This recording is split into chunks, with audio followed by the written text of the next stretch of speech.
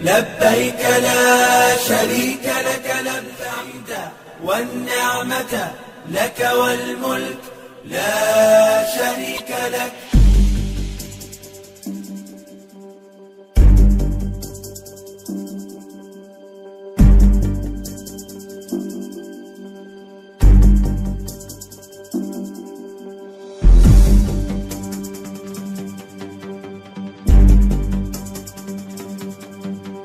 Politikus Partai Keadilan Sejahtera Mardhani Alisera angkat bicara soal keberangkatan jamaah umroh asal Indonesia yang kembali terhambat. Lewat sebuah cuitan yang diunggah di akun Twitternya, Mardhani menyebut bahwa pemerintah Saudi sudah membuka umroh untuk jamaah dari seluruh dunia selama 2 bulan terakhir ini. Namun hal itu belum bisa dinikmati oleh jamaah asal Indonesia karena persoalan teknis seperti yang disampaikan Mardhani dalam cuitannya. Sudah 2 bulan pemerintah Saudi membuka umroh dunia, penantian panjang 2 tahun, tapi tidak bagi jamaah Indonesia, tulis Mardhani Alisera dalam cuitannya yang dikutip dari suara.com pada Sabtu 18 Desember 2021. Mardhani merasa aneh ketika banyak orang diperbolehkan melakukan perjalanan ke luar negeri. Jamaah yang hendak umroh justru mengalami kesulitan karena kendala teknis. Katanya masih ada kendala teknis, koneksi peduli lindungi. Aneh, keluar negeri boleh, kenapa umroh sulit?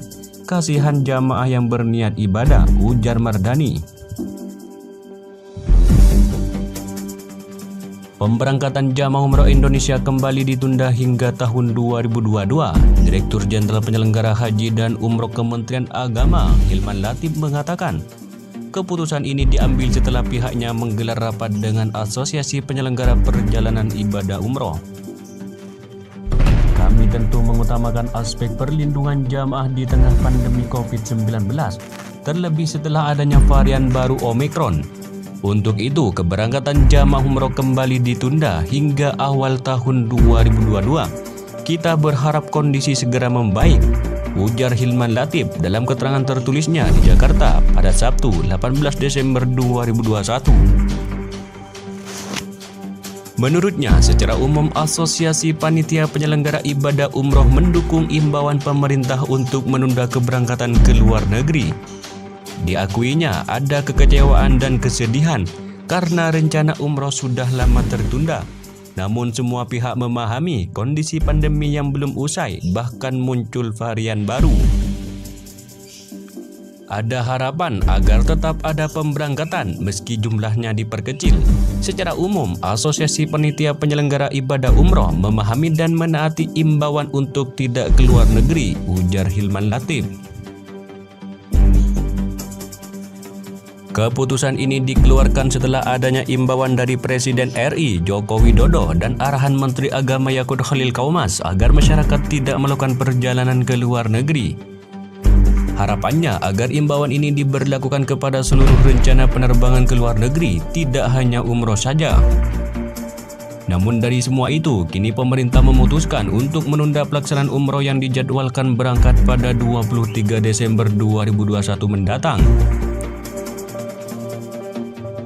Wakil Ketua Komisi 8 DPR RI Aceh Hasan Asyadili menilai keselamatan umat harus diutamakan. Kami tetap meminta kepada Kementerian Agama RI dan Kementerian Kesehatan RI untuk mempertimbangkan kemunculan virus COVID-19 varian Omicron ini. Jika membahayakan bagi keselamatan jamaah, sebaiknya kita menunda kembali rencana penyelenggara umroh ini, kata Aceh Asyadili kepada Republika pada Sabtu 18 Desember 2021.